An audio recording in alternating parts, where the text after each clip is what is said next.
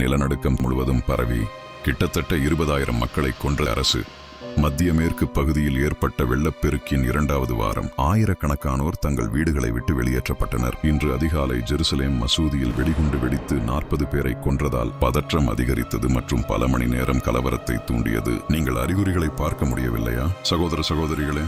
இது எல்லாவற்றின் முடிவு. எங்களுக்கு ஒரே ஒரு நம்பிக்கை இருக்கிறது. வரவிருக்கும் புயலில் இருந்து நம்மை காப்பாற்ற ஒரே ஒரு மனிதன் மட்டுமே முடியும். பாவம் பிள்ளைகளே பார் மற்றும் இரட்சகரை காண்க. திபெத்தின் மிக தொலைதூர பகுதியில் அறியப்படாத பள்ளத்தாக்கில் மனிதனை எதிர்க்கும் மற்றும் சொர்க்கத்தின் விளிம்பை தொடும் உயரமான சிகரங்களுக்கு நடுவே அமைந்திருக்கும் நகரம். சிலர் இந்த இடத்தை சொர்க்கம் என்று அழைப்பார்கள். அதை உருவாக்கியவர் ஒரு கடவுள் ஒரு மனிதனாக. நம்மில் பெரும்பாலானோரை விட அவர் நீண்ட காலம் வாழ்ந்திருக்கிறார். வாழ வேண்டும் என்ற கனவு எப்போதும் இருக்கும். எப்பொழுதும் வாழ விரும்புவார். மேலும் அவர் ஏன் தாங்குகிறார் என்று ஆச்சரியப்படும் நேரங்கள் உள்ளன. அழிவை தழுவுவது எளிதாக இருக்கும் அல்லவா?